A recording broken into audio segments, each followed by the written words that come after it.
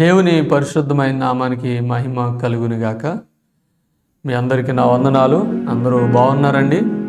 ప్రతిరోజు మీ అందరి కొరకు మేము ప్రార్థన చేస్తున్నాం. మా కొరకు కూడా మీరు ప్రార్థన చేస్తున్నారని నమ్ముతున్నాం.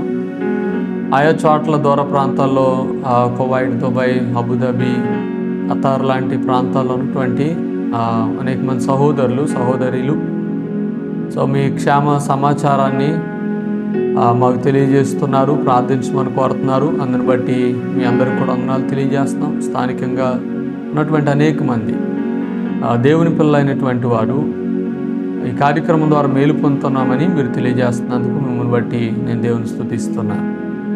ప్రభువు కూడా మరి నన్ను బలపరిచి ఈ కార్యక్రమం చేయడానికి నడిపిస్తున్నందుకు మరి దేవునికి నేను ఎల్లప్పుడూ కృతజ్ఞుడినే ఉన్నాను. ప్రతిరోజు ఉదయం ఈ సన్ రైజ్ విత్ స్క్రిప్చర్స్ అనేటువంటి ఈ కార్యక్రమం ద్వారా మనము రోజును ప్రారంభిస్తున్నాం. We start our day with the word of God. దేవుని వాక్యంతో మనం ప్రతిరోజు ప్రారంభిస్తాం. ధన్యకరం. ఏదో నామకార్థంగా కొన్ని మాటలు చదువుకుని వెళ్ళిపోవడం కాదు, కానీ మనస్ఫూర్తిగా దేవుని వాక్యం విని ధ్యానం చేయడం, అది చాలా ప్రాముఖ్యం. అందరి జీవితాల్లో అది మేలు కలిగిస్తుంది. మంచిది. ఈరోజు కూడా దేవుని వాక్యాన్ని మనం చదువుకుందాం. తిమోతి మొదటి పత్రిక 6వ అధ్యాయము 10వ వచనం. ఎందుకనగా ధనాపేక్ష సమస్తమైన కీడులకు మూలము. డబ్బు అనేది పరలోకానికి తప్ప మరెక్కడికైనా చేర్చగలిగినటువంటి అధికారం కలిగినటువంటి ఒక సాధనం. మోస్ట్ పవర్ఫుల్ అన్నమాట మనీ అనేటువంటిది. ఎక్కడికైనా తీసుకెళ్ళగలుగుతుంది. డబ్బు కలిగి ఉండడం తప్పు కాదు, డబ్బును సంపాదించుకోవడం తప్పు కాదు. ఇక్కడ ఏం చెప్తున్నాడంటే ధనాపేక్ష సమస్త కీడునకు మూలము అని అంటున్నాడు. నిజానికి డబ్బు మంచిదే. డబ్బుతో చాలా మంచి పనులు జరుగుతాయి. మనకు అవసరం, అత్యవసరం. అది లేకుండా జీవితం మనుగడ అనేటువంటిది కష్టతరం. కాబట్టి దేవుడు దాన్ని కూడా మనకు అనుగ్రహించాడు. అయితే దానిలో తృప్తి కలిగి ఉండడం, ఉన్న దానిలో తృప్తి కలిగి ఉండడం అనేది ప్రాముఖ్యం కదా. చాలామందికి ఆ తృప్తి ఉండదు. ఉన్న దాంట్లో తృప్తి కలిగి లేకుండా ఇంకా ఉండాలి, ఇంకా కావాలి, మరికొంచెం ఉండాలి. దీన్ని ధనాపేక్ష అంటారు. అది కీడుకే మూలం కానీ మేలుకు మూలం కాదు.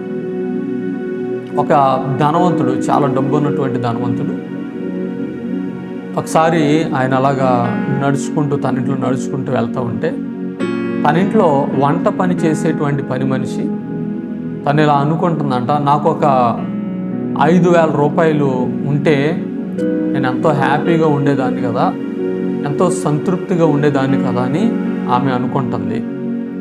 ఆ మాటలు ఆ ధనవంతుడు విన్నాడు. విని వెంటనే అనుకున్నాడు, ఒక 5,000 రూపాయలు మనం ఇస్తే ఆమె తృప్తిగా ఉంటుంది కదా అని అనుకుని వెంటనే ఆమెను పిలిచి 5,000 రూపాయలు కూడా ఆమెకి ఇచ్చాడు.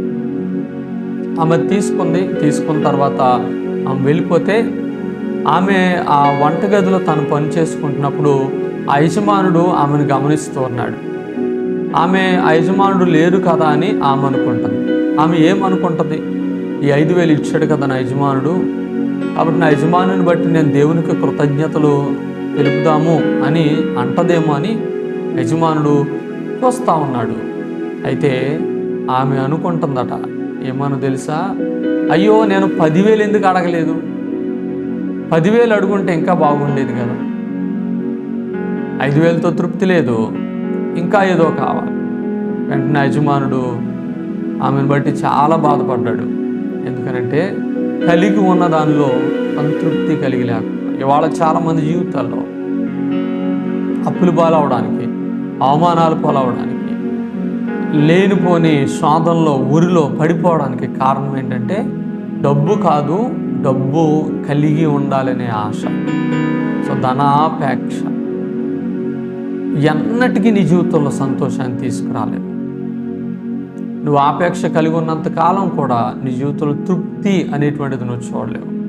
గమనించు, ఈ లోకంలో నిజమైనటువంటి సంతృప్తి దేవునిలో మాత్రమే సాధ్యం. డబ్బు కలిగి ఉన్నంతసేపు నువ్వు తృప్తి పొందలేవు.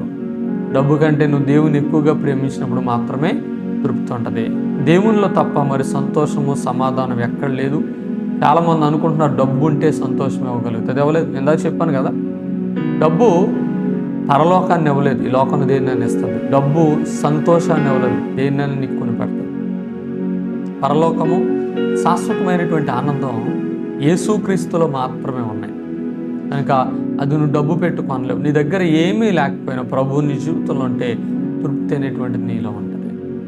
ఒక రచయిత ఒక పాట రాస్తూ ఇలా రాశాడంట, యెహోవా నన్ను విడిపించు, నాకు సహాయం చేయి, నన్ను క్షేమముగా కానానుకు చేర్చు అని పాట రాశాడు.